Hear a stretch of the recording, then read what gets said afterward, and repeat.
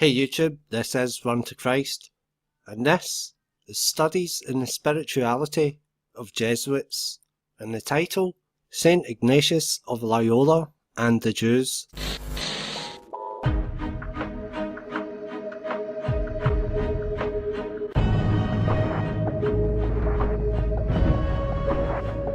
He knows the truth.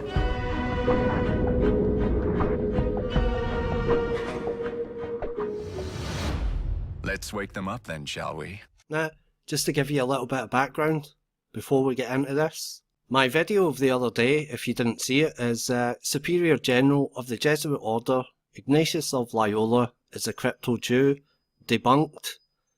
Now, this video has come under a little bit of fire from people who would rather believe their own conspiracy theories than actual historical facts. Now, Loyola was not a crypto-Jew.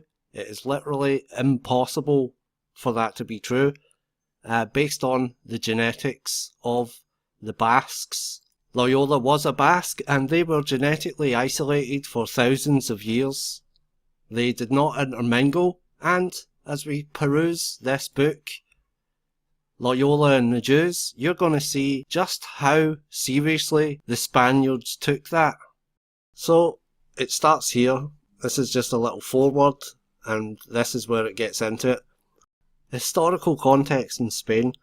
The Jews of Spain endured a long history of oppression and subjugation, beginning with the Council of Elvira in 306, which forbade close relations of Christians and Jews. In their meeting in southern Spain, the Council Fathers decreed, if any cleric or one of the faithful takes a meal with Jews, they are ordered to abstain from communion. This restriction was mild, however, compared with those enacted in Visigothic Spain under King Sigismund in 613, who presented Jews with the ultimatum of baptism or exile. Many fled the country, but many more were converted before Sigismund died. Our general discriminatory policy against Jews continued for many years, with the 5th through 17th Councils of Toledo containing some sort of legislation against them. Jews were gradually stripped of rights, and humiliating and painful punishments, like flogging or pulling out of hair, were inflicted for misdemeanours. Under King Regiswinth 653, all Jews were forced to sign a placatum, a lengthy oath which made the practice of Judaism impossible. Violations of the oath would result in death by fire or stone. So the Jews in early years were persecuted, and they went 400 years under Muslim rule.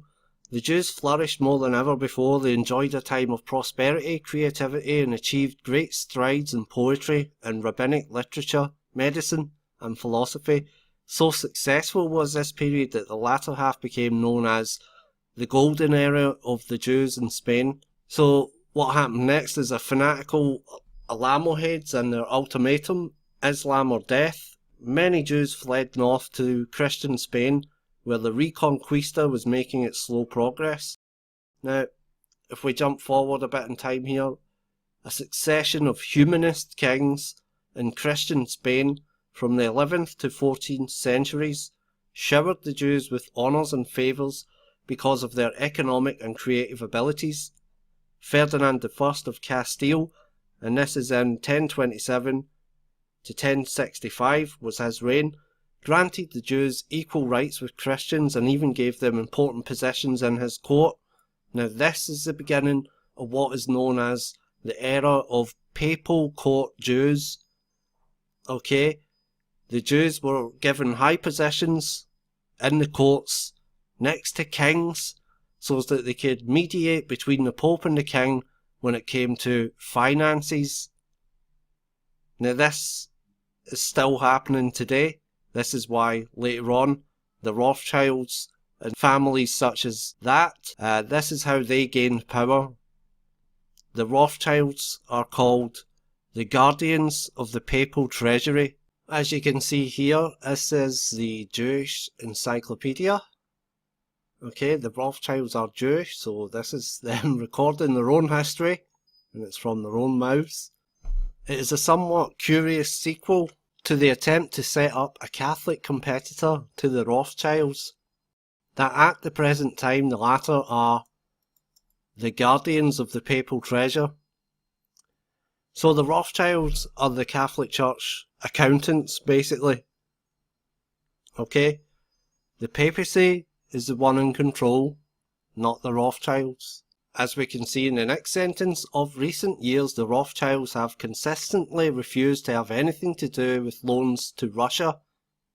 This is because they had a long-standing family grudge. But after they became the guardians of the papal treasure, loans to Russia went out. Now this happened in 1893. But the Jews are in high positions in Europe. That's why they were called papal court Jews. They were appointed by the Pope to act as go-betweens amongst kings and the papacy.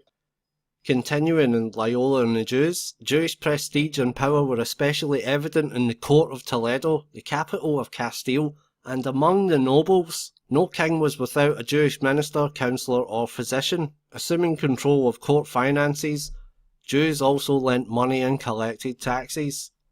Envy of their success mounted over the years, however, to such a fever pitch that in 1391, 4,000 Jews were killed in Seville. Carnage spread throughout Spain, sweeping through 70 Jewish communities, until in the end, some 50,000 Jews were dead, and many more had been baptized. In some districts, not a single Jew was left. So the presence of this large number of newly baptized Jews, or conversos as they were called, would to a large extent determine the future of Jews in Spain.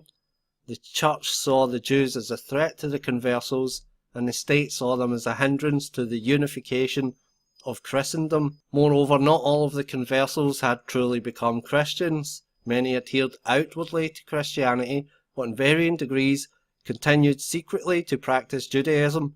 This is where we get the term crypto-Jew, which just means hidden Jew.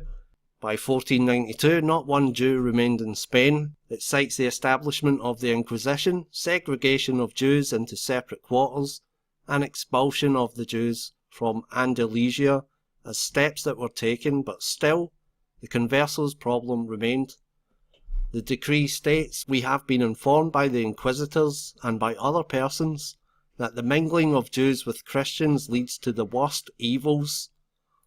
The Jews try their best to seduce Christians and their children, bringing them books of Jewish prayers and telling them of the days of the Jewish holidays." So, over the years, as sentiment against the Jews grew, the distinction between these groups became blurred, and that between converted and non-converted Jews seemed to disappear. Their bad blood, mala sangre, many thought made all the Jews, whether converted or not, evil and perverse. Now this is genetic racism at its finest, and it was perpetrated by the Catholic Church. And everybody who was Catholic, especially in Spain, that's what they believed. Because the Spanish, as you're about to find out, had a really big deal about blood and who you were related to.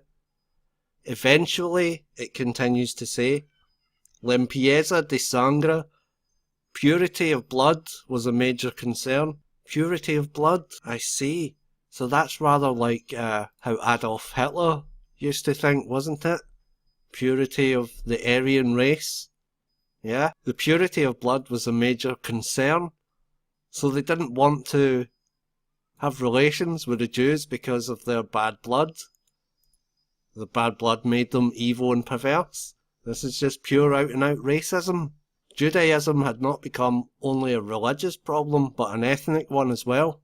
It was in this context that Ignatius of Loyola, the seventh son of an old Basque family, the Onaz of Loyola, hardly 1 year before the edict of expulsion was signed. So he cannot be a Jew. It's just impossible, because the genetic test done in 2015 proves that they've had the same bloodline for thousands of years. So it goes on. He probably met no Jews during his childhood in Spain. The first mention of any kind of connection that he might have had with Jews or Jewish Christians does not occur until he was interrogated by the Inquisition soon after his conversion. Here perhaps is his early attitude towards Jewish Christians revealed. So Ignatius, while at Alcala studying and giving the spiritual exercises, Ignatius was investigated 3 times by the Inquisition. You would think if the Inquisition investigated him 3 times for being possibly a crypto-Jew, that they would have found out. The reason he was investigated 3 times is he and his companions attracted much attention by their youth, their apostolic activity, and the manner of their dress. That got the attention of the Inquisition, and they wondered who they were. So the first 2 incidents were minor compared with the third, which resulted in a jail sentence of 42 days for Ignatius. After Ignatius had been in jail for 17 days, the vicar Figuero finally questioned him. Polanco in his Vita Ignati Loyola records the interrogation as follows. When after the time described, the vicar Figuero came to question him, and among other things asked him if he recommended observance of the Sabbath, that is Saturday, Ignatius replied, "For Saturdays I recommend special devotion to Our Lady, and I know of no other observances for Saturday.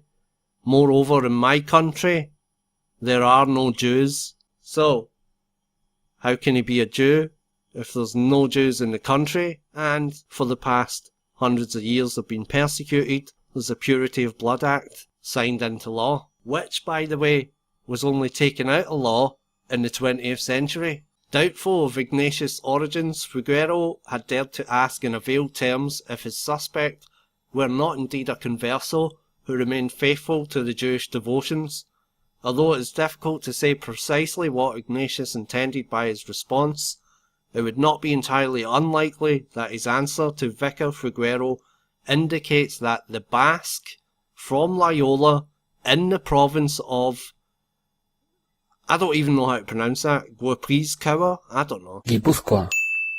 Found the suggestion offensive. This would certainly be in keeping with the attitude of most Guipuzcoans, who boasted that no Jew was even allowed to remain overnight in their province. Perhaps Ignatius too shared the sentiments of his fellow Guipuzcoans, who assumed a superior stand to even old Christians from other Spanish provinces. So his whole region and where he's from, they were basically racist towards the Jews. They weren't even allowed to stay there overnight in the province. And some people would like me to believe that Ignatius Loyola was a crypto-Jew, and that somewhere in his Spanish noble racist family, the Onaz of Loyola, somewhere they married a Marrano and had babies. It's just not true. But that brings me to the final point I would like to make, and that is that I realise that Jews are involved in the evils in this world, but that does not mean that all Jews should be painted with the same brush. If those opponents who want me to believe that Loyola was a crypto-Jew, if they had done any research into the subject rather than just believing what they heard in the internet, they would have known how to cast doubt on my entire video, because all these people need is just a mere sniff of a Jew, the mere vapour of a Jew, and it's all conspiracy, and they're in on it, and they're, they probably have a bank account with the Rothschilds and so on. This is how bad it's getting. The same kind of hostility towards the Jews that has been around for thousands of years is re-emerging today, now, with this whole attitude of blame it on the Jews, it's the Jews who are doing all the evils in the world.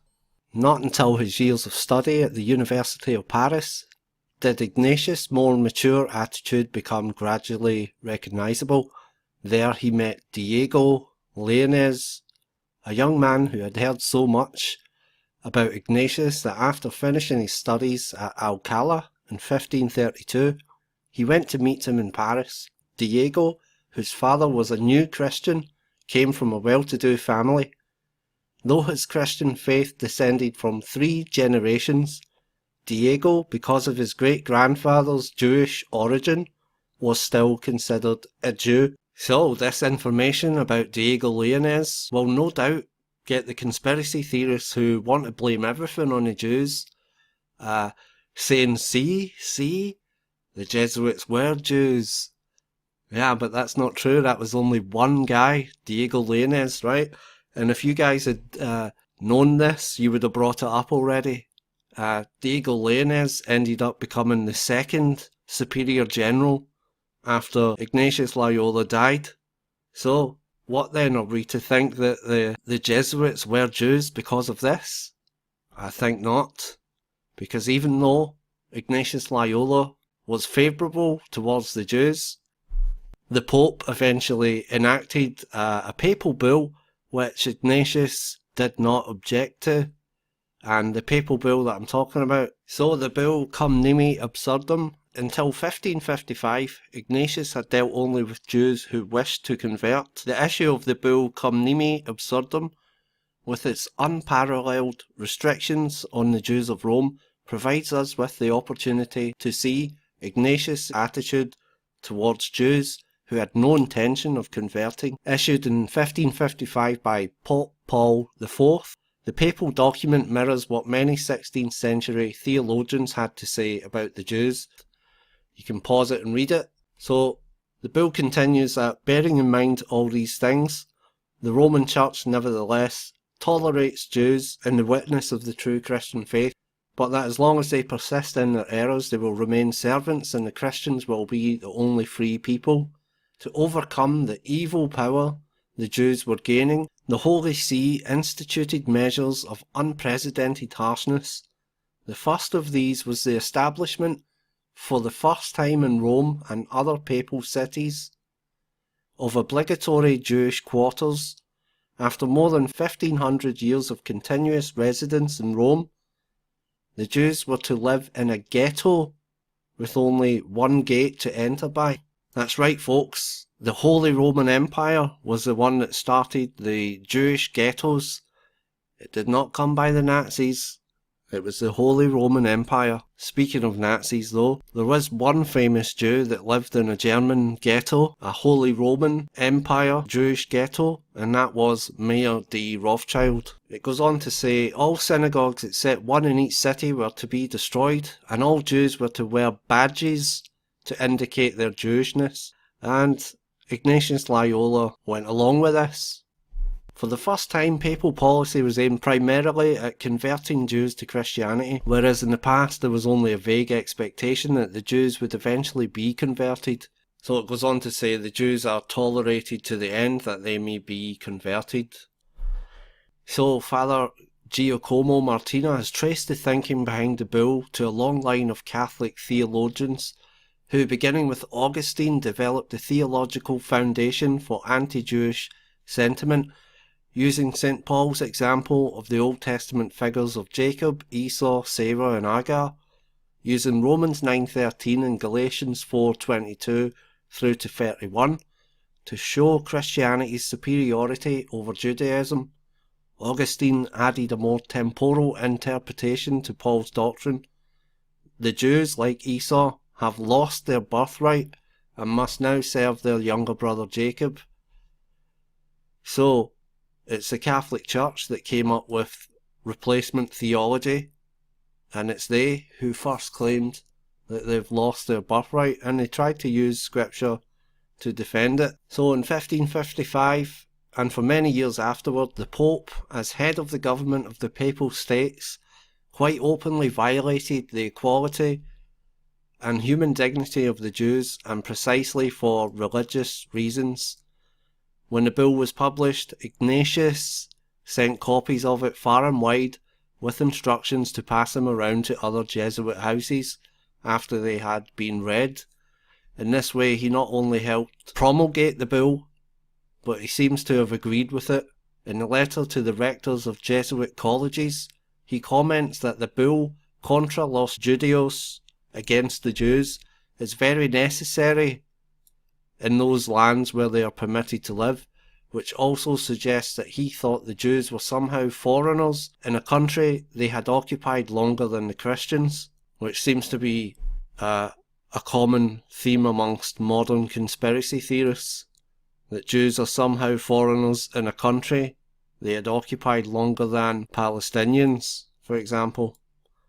And we'll get to the history of Israel and Palestine in a future video, but what's apparent here is that agreement with this unjust bull, Ignatius was guilty of the blindness of his time. You see, when it comes to the end of the day, the Jesuits served the Pope.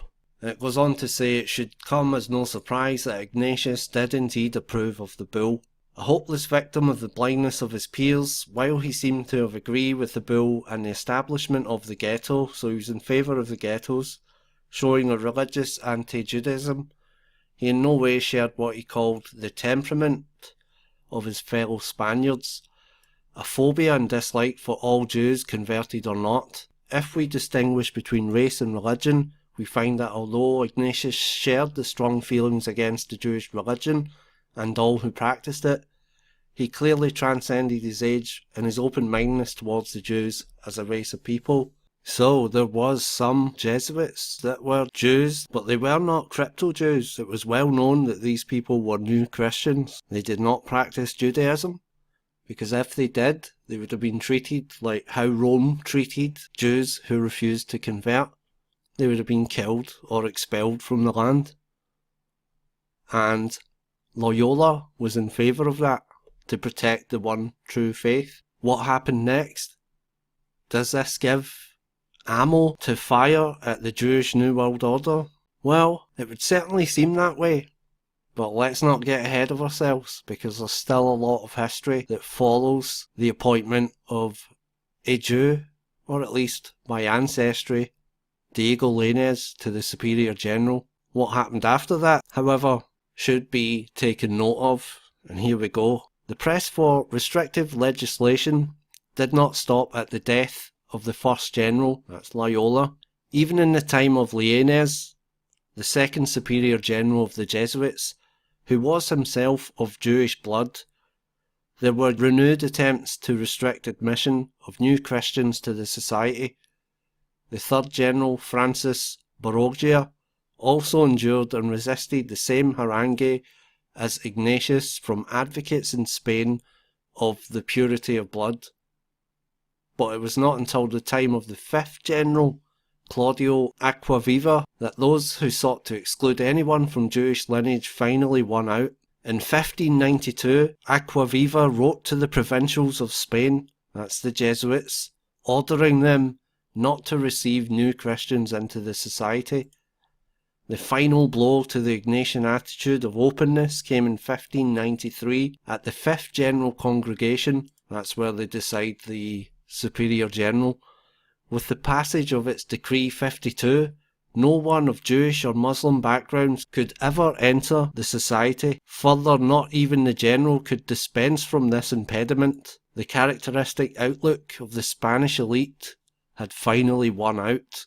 The matter was again raised in the Sixth General Congregation in 1608, and the decree was mitigated to exclude only those whose Christianity could not be traced to 5 generations. This impediment was commonly called the impediment of origin. These rules stood unchanged until the General Congregation in 1928, a time which we can now see the first effective beginnings of the desire for adaptation to modern circumstances, which produced the Vatican Council II, and with it has become so strong. In a similar fashion, the impediment of origin remained unchanged from 1593 until well into our 20th century. It was 1946 to be exact, as we see here. The General Congregation convened in 1946, as soon as possible after the close of World War II, abrogated the impediment of origin. So you can see that from 1593 to 1946, no Jew or Muslim was allowed in the Jesuits. There was only a few of them originally, and they were not crypto-Jews. It was well known that they were Jews, they were not hidden. So this, I feel, goes a long way to debunking any notion that Zionist Jews created the Jesuits The Jesuits wanted to convert Jews and kill anyone that didn't. I really hope that you've enjoyed this video. If you did, please hit the like button and share it with your friends. Subscribe if you haven't already. This has been Run to Christ. God bless you all.